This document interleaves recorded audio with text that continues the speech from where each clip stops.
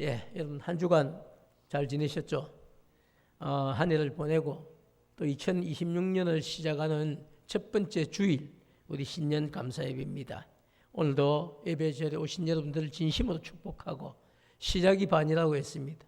오늘 이렇게 예배를 드렸으니까 앞으로도 계속해서 주일을 잘 여러분 참 지키면서 예배에 참석하고 은혜 받고 새 힘을 얻고 한 1년 동안 그죠? 예배를 통해서 내가 한번 승리를 해보겠다. 그런 분명한 각오를 가지는 그런 분명한 은혜가 있기를 주님의 이름으로 축복합니다. 자, 그래서 오늘 설교 제목은 은혜의 보좌를 사모합시다. 이런 제목입니다. 오늘 오전 예배는 그죠? 2026년 신년 첫 주일 감사 예배인데요. 그래서 여기 오른쪽에 제가 쓴 쪽에서 오른쪽입니다. 여러분 보면 왼쪽인데 그죠? 2026년 우리 표가 은혜의 보좌를 사모하는 교회입니다. 그래서 도대체 그러면 이 은혜의 보좌가 뭔가? 은혜의 보좌를 사모한다는 것은 도대체 어떤 것인가? 이런 것들을 오늘 말씀을 통해서 제가 좀 전하려고 생각합니다. 그래서 2026년 그죠? 우리가 표가 히브리서 그죠? 4장 14절에서 16절까지의 말씀인데 은혜의 보좌를 사모한다는 것 이게 어떤 삶일까요? 그래서 오늘 함께 말씀을 듣고 은혜의 보좌를 사모하는 그런 복된 성도들이 꼭 되시기를 주님의 이름으로 축복합니다. 먼저 우리가 히브리서를 좀 생각해야 되는데요. 이 히브리서는 누가 기록을 했는지 정확하게 알려져 있지 않습니다. 무슨 의미입니까? 신약 성경을 연구하는 많은 학자들이 있는데 이 학자들이 히브리서를 기록한 저자를 어떤 사람은 사도 바울이라고 이렇게 주장을 합니다. 또 어떤 사람은 바나바다, 아볼로다, 누가다 이런 주장을 해요. 심지어 어떤 분들은 브리스길라와 아굴라가 이 참 히브리서를 기록한 저자다 이렇게 주장을 하지만 그러나 확실하게 누가 기록을 했는지 여러분 저자를 확정짓기가 어렵다는 것입니다. 그래서 히브리서는 정확하게 이야기하면 저자를 알 수 없다고 저자 미상이다 이렇게 표현하는 것이 가장 옳습니다. 자, 그런데 여러분 히브리서를 기록한 사람이 누군지 정확하게 여러분 알 수 없는데 아니 히브리서를 사도 바울이 기록했다고 해도 우리가 긴가민가 할 건데 이 히브리서를 기록한 사람이 누군지 정확하게 확정되지도 않았는데 히브리서는 여러분 그 내용만 가지고도 신약 성경 27권 가운데에 당당하게 정경으로 인정을 받고 오랜 시간 말씀을 읽는 분들에게 은혜를 끼쳐왔다는 겁니다. 여러분 정경이 어떻게 만들어진지 잘 모르시죠? 정경은 수많은 문서들을 다 가져다가 그걸 신학자들이나 목회자들이 앉아서 읽고 거기에 가장 합당한 말씀 그리고 이게 정말 정경으로서의 무게감이나 가치가 있다고 생각을 하고 그렇게 한두 명이 아니라 수많은 사람들이 모였어. 우리 마치 그죠? 우리 생각에는 다 가수들이 저 노래를 잘 부르는 것 같지만 대결로 해보면 어떻습니까? 1차전에 떨어지고 2차전에 떨어지고 뭐 3차전에 떨어지고 이런 사람들이 있고 마지막 최후에 한 명이 뽑히는 것처럼 신약 성경을 여러분 정경을 이렇게 구분할 때도 알렉산드리아 뭐 이런 데서 다 모여가지고 성경을 다 사본들을 가져다가 이렇게 정말 저자가 맞는지 아니면 저자가 없음에도 불구하고 내용이 확실하게 정경의 반열에 올릴 만한지 그런 것들을 다 연구해서 최종적으로 수많은 문건 가운데에 딱 27권이 여러분 구분된 게 그게 신약 성경이에요. 근데 대부분 보면 그죠? 마태복음, 뭐 마가복음, 누가복음, 요한복음 다 저자가 확실하게 있습니다. 또 사도 바울이 자정적으로 그 안에 나 바울이 누구에게 편지를 보낸다 이런 식으로 서신서들이 대부분 다 그렇게 되어 있어요. 근데 히브리서는 누가 보낸다는 것도 없어요. 저자가 정확하게 없습니다. 그래서 이게 정경이 될지 안 될지도 몰랐는데 그런데 이게 정경으로 여러분 인정을 받은 겁니다. 뭐만 가지고? 내용만 가지고. 대부분 그죠?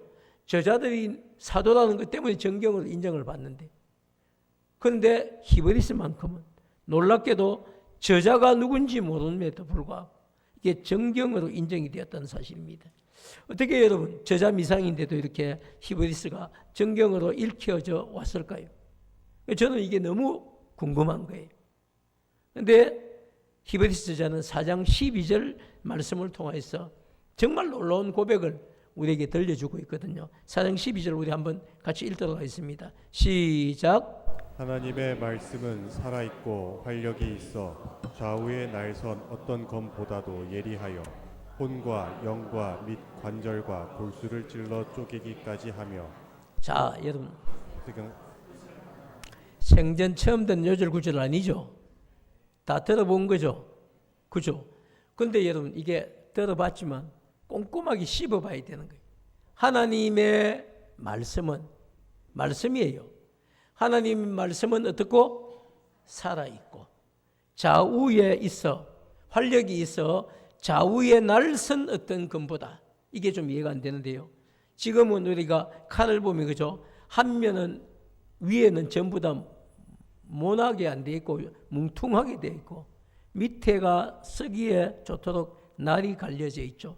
그런데 초대교회 시절에 이때는 제일 잘 쓰는 칼, 잘 드는 칼들이 보면 양쪽이 다 이 면을 갈아놓은 거예요. 그래서 좌우에 날이 서 있는 어떤 검보다도 특별히 전쟁을 칠 때나 장수들이 쓰는 칼 중에는요, 한 면만 돼 있는 게 아니고 양쪽 면에 다 날이 있어가지고 이쪽으로 칠 때도 충격을 줄 수 있고 반대로 이리 칠 때도 충격을 줄 수 있는 이런 좌우에 있는 날이 서 있는 검이 있는데요. 그것보다도 더 말씀이 더 예리하다는 겁니다. 그래서 우리 혼과 영과 관절과 골수를 찔러서 쪼개기까지 하고 심지어 우리 마음의 생각과 뜻을 판단하기까지 한다. 이게 히브리서 기자가 말씀하고 있는. 결국은 히브리서 기자가 강조하고 있는 것은요, 하나님의 말씀이 엄청나게 위력이 있다. 하나님의 말씀 앞에 그 어떤 것보다도 위력이 있는 것이 없다. 하나님의 말씀은 우리의 심령 골수까지 찔러 쪼갠다는 겁니다. 그리고 내 마음의 생각도 어제까지 먹었던 내 마음의 잘못된 생각까지도 오늘 내 마음의 생각을 바꿀 수 있는 이런 능력이 어디에 있다고요? 하나님의 말씀에 있다는 것입니다. 사랑하는 여러분, 그래서 히브리서를 기록한 저자의 고백처럼 그죠? 4장 12절 말씀과 같이 오늘 신년 감사 예배를 드리는 이 오전 예배에서도 하나님의 말씀이 여러분의 혼과 영과 관절과 골수를 찔러 쪼개기까지 하는 놀라운 역사가 일어나기를 주님의 이름으로 축복합니다. 여러분, 그런 중심으로 말씀을 받아야 돼요. 여러분, 한 해를 시작하면서 우리가 대충 헐렁하게 시작할 수는 없습니다. 왜냐하면 이 한 해에 하나님 주실 분명한 축복이 있기 때문입니다. 여러분, 교회에 또 성도의 삶에 축복이 임할 때 어떻게 오는 것 같습니까? 저는 확신합니다. 그건 말씀을 통해서 오는 거예요. 말씀이 내 안에 들어와서 나를 격려하고 독려하고 그리고 나를 움직이도록 해야 됩니다. 그 말씀이 들어와서 내 삶을 그렇게 역동시키지 않으면 우리는 여러분 변화되지 않습니다. 내 의지로 변화될 것 같습니까?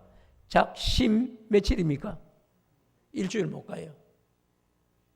오늘 막 우리가 진짜 은혜 받고 막 뭘 해보려고 해도요, 한 3일 뒤에는 내가 언제 그랬지? 이렇게 생각이 들어요.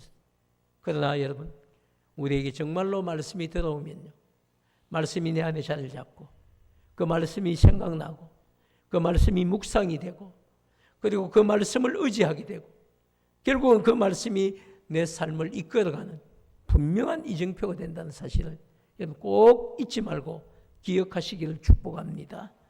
그래서 오늘부터 신년 2026년 우리가 드려지는 모든 예배에 내가 올해는 꼭 말씀을 통해서 내가 은혜를 받아야 되겠다.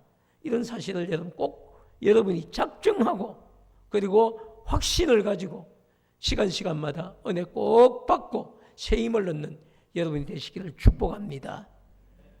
사랑하는 여러분, 오늘 설교의 제목에 있는 것처럼 그죠?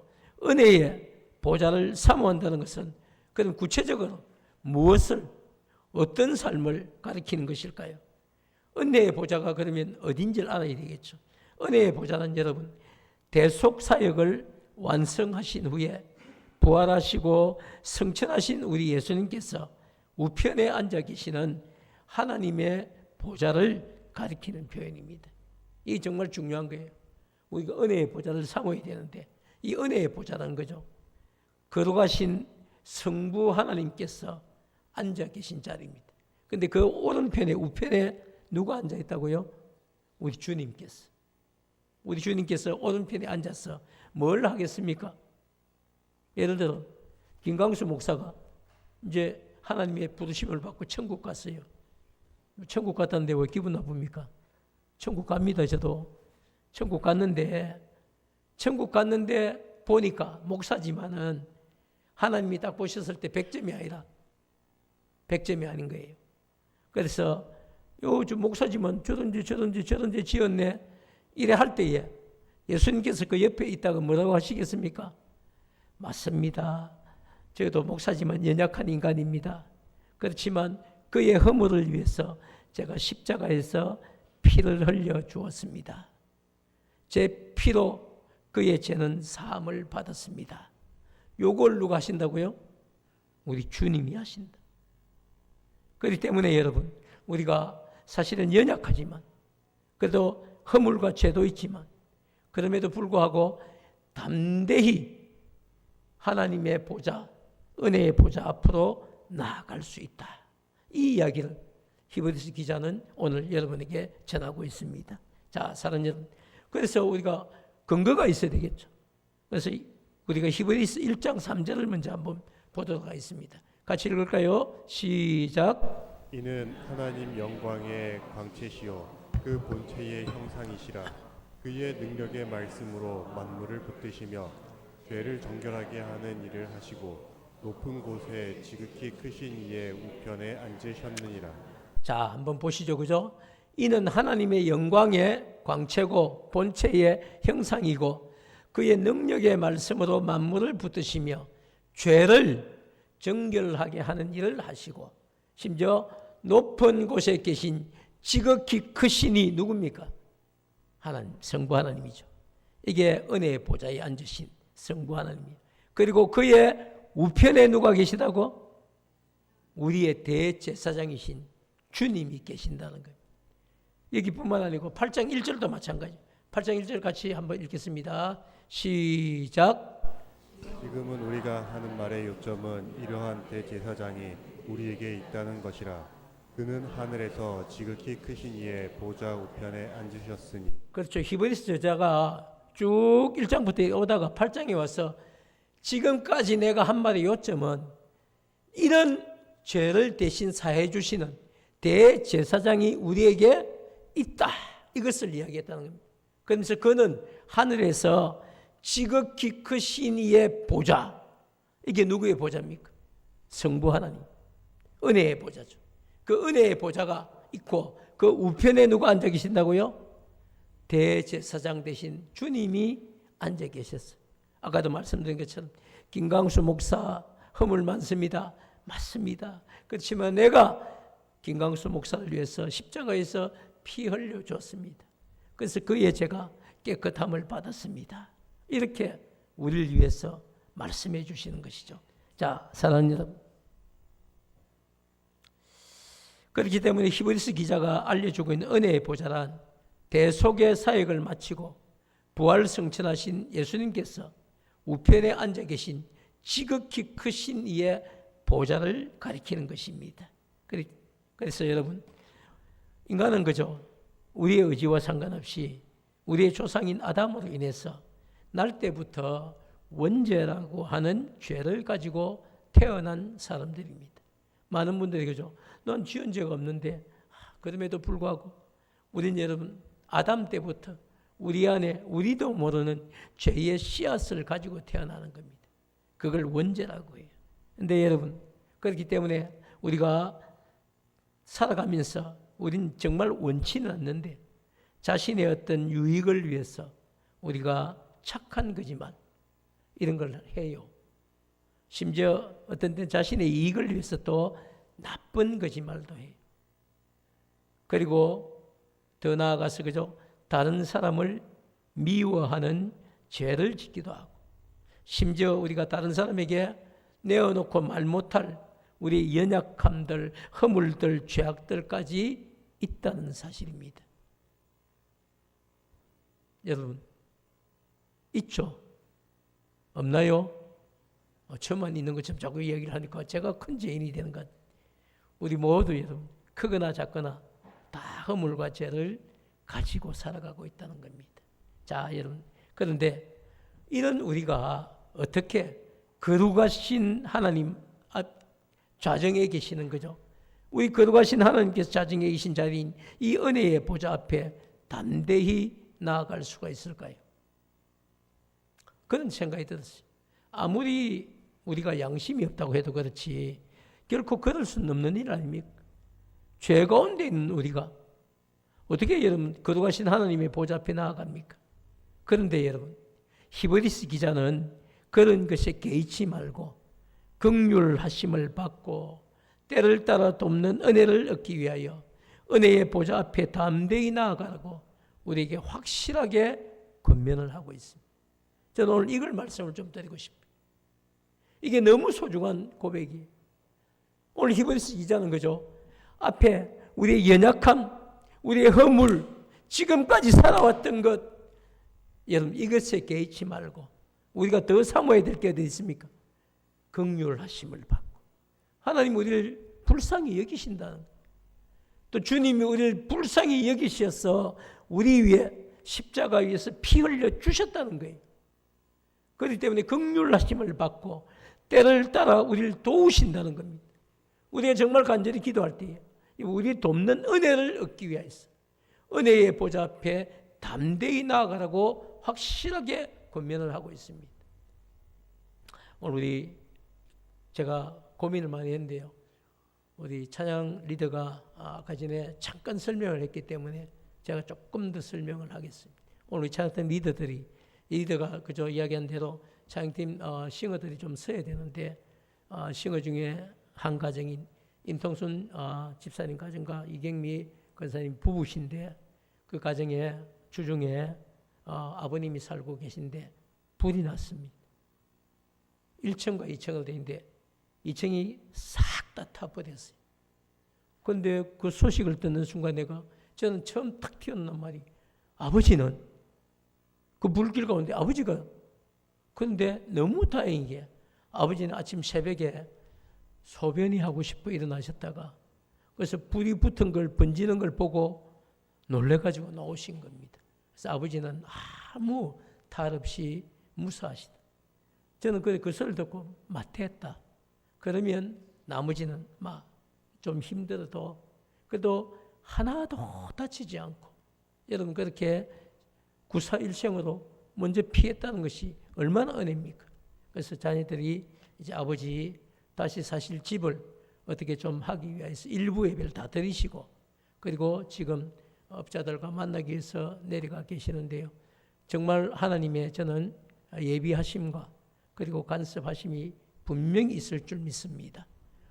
뿐만 아니라 우리 드럼을 치시는 신성경 집사님도 급하게 급성 신우신염이 와서 지금 병원에 입원을 해 계십니다. 오늘 어떤 분들은 그저 모르고 쌍둥이 동생이 오늘 드럼을 열심히 치셨는데 신성경 집사 한 주 만에 어째 저래 얼굴이 조금 딱 부었을까 이렇게 생각할 수도 있는데 아니고 쌍둥이 동생입니다. 똑같죠 그죠? 저도 처음에 못 알아봤어요. 근데 몇 번 보니까 이제 구분이 되는데 미소가 아름다운 쌍둥이 동생입니다. 그래서 대신에 언니 대신에 내가 드럼을 치줄게. 이래서 찬양팀에 오늘 드럼 1일 봉사를 이렇게 하시는데요. 저는 이 모든 것들이 사건은 일어났고 모든 일들은 시작되었지만 그러나 예비하신 하나님의 분명한 은혜가 있었기 때문에 너무 감사합니다. 한 해를 시작하면서 왜 이런 일들이 일어났을까요? 딱 하나입니다. 기도하라고. 여러분, 그 가정들만 기도할 것이 아니고 교회가 온 교회가 우리 이제는 다 가족 아닙니까? 우리 다 가족인데 온 교회가 이런 일들이 오늘은 그분들에게 내일은 또 살면서 우리에게 일어날 수 있다는 사실이죠. 그래서 우리가 영적으로 무장하고 올 한 해는 특별히 뭘 더 해야 된다? 기도에 집중해야 된다. 기도하고 이겨내야 된다. 기도하고 하나님의 응답을 받아야 된다. 그래서 여러분 더더욱 우리가 은혜의 보좌를 사모할 수 있는 그런 품은 가족들이 꼭 되시기를 주님의 이름으로 축복합니다. 자, 사랑하는 여러분, 그렇게 그저 히브리서 기자는 우리가 은혜의 보좌를 여러분 때를 따라 돕는 그 은혜를 얻기 위하여 은혜의 보좌 앞에 담대히 나아갈 것을 확실하게 우리에게 권면을 하고 있습니다. 그런데 이 16절의 말씀을 주기 전에 14절 말씀을 통해서 우리에게 우리의 죄를 대속해 주실 대제사장이 계신다는 사실과 그리고 그 대제사장이 승천하시니 곧 하나님의 아들 예수님이라고 하는 사실을 정확하게 우리에게 먼저 알려주고 있습니다. 자, 사랑하는 여러분, 그리고 우리는 그저 우리가 믿는 그 도리, 즉 우리에게 대제사장이 계시구나 하는 그 사실을 굳게 믿고 그것을 붙잡아야 된다, 그렇게 강조를 하고 있습니다. 그리고 15절 말씀을 통해서는요, 우리에게 있는 그 대제사장이 우리의 연약함을 동정하지 못하실 분이 아니고 또 우리의 모든 일에 우리가 똑같이 시험을 받으신 분이지만 우리하고는 달리 죄가 없으신 분이라는 사실을 우리에게 알려주고 있습니다. 그리고 우리에게 있는 대제사장은 인간 대제사장처럼 그죠? 여러분 인간 대제사장 구역을 보면요, 1년에 한 번씩 7월 10일 날 대속죄일에 자기가 먼저 막 회개를 하고 그리고 들어가서 자기 민족의 백성들의 죄를 속하기 위해서 그렇게 두렵고 떨림으로 허리에 여러분 끈을 묶고 들어가는 거예요. 그게 불완전한 대제사장입니다. 그런데 우리에게 있는 대제사장, 그런 구약의 대제사장처럼 불완전한 대제사장이 아니고 완전한 대제사장, 우리의 죄를 사해 주시기에 조금도 부족함이 없으신 분이란 그 사실을 분명하게 우리에게 알려주면서 그래서 우리가 그분의 은혜를 덧입고 그 긍휼하심을 받고 때를 따라 돕는 은혜를 얻기 위하여 은혜의 보좌 앞으로 담대히 나아가라고 권면을 하고 있습니다. 사랑하는 여러분, 그래서 저도 2026년을 시작하는 새해 첫 주일 이 신년 감사 예배 시간에 다른 어떤 것보다 올 한 해는 우리 품은 교회에 속한 모든 성도들이 은혜의 보좌를 사모하는 성도가 되어서 하나님을 더 가까이 하고 무엇보다 여러분 공적 예배, 공적 기도에 꼭 참석해서 말씀을 통해 은혜를 받고 받은 은혜를 영적인 에너지로 삼아서 자신에게 맡겨진 직분과 사명을 내 힘이 아니고 하나님께서 주신 은혜로 잘 감당하는 그런 기쁨과 감사가 넘치는 교회와 성도가 되기를 축복합니다. 사랑하는 여러분, 2026년은 우리 하나님께서 우리 품은 교회에 회복을 약속하셨습니다. 제가 지난주에도 분명히 말씀을 드렸죠. 회복은 우리가 여러분 결단하고 결심한다고 저절로 우리에게 주어지는 게 아닙니다. 회복은 하나님께서 생기를 불어넣어 주시듯이 불어넣어 주셔야만 가능한 겁니다. 하나님께서 불어넣어 주신다는 생기가 무엇인지 알죠? 우리는 에스겔 37장 14절 말씀을 통해서 이렇게 분명하게 우리는 찾아보았습니다. 내가 또 내 영을 너희 속에 두어 너희가 살아나게 하고. 마른 뼈들이 여러분 어떻게 스스로 살아나겠습니까? 하나님의 영이, 성령이 그 마른 뼈 속에 들어가서 마른 뼈를 살려서 심지어 그죠? 내가 또 너희를 너희의 고국 땅에 가게 해주겠다, 그곳에 두겠다라고 약속을 합니다. 나 여호와가 이 일을 말하고 이룬 줄을 너희가 알리라. 여호와의 말씀이니라. 아멘이죠. 여러분, 그래서 회복은 내가 막 애를 쓴다고 되는 것 아니에요. 우리가 대표기도 할 때 교회를 회복시켜 주시고 이런 표현을 많이 했는데요, 회복은 그냥 되는 것 아닙니다. 회복은 구원을 외친다고 되는 것도 아니에요. 회복은 하나님이 우리를 불쌍히 여기시고 우리 안에 성령을 부어해 주시. 그럴 때 우리가 기뻐 춤출 수 있는 겁니다. 그럴 때 성령이 우리 안에서 뭔가를 할 수 있는 힘을 주시는 거예요. 여러분, 그렇기 때문에 정말 어떨 때 그런 역사가 있느냐? 은혜의 보좌를 향해 나아갈 때, 즉 공적 예배와 공적 기도에 참석해서 강단을 통해 전해지는 이 말씀을 듣고 이 말씀을 사모함으로 말씀을 받을 때 바로 여러분 그 순간에 하나님께서 말씀을 통해 말씀을 전하시는 사역자들을 통해서 우리에게 성령을 부어주신다는 겁니다. 그래서 성령으로 충만하게 되는 거죠. 사랑하는 여러분, 제가 몇 번씩 사용하는 이런 여러분 그지만 이런 풍선을 아시죠?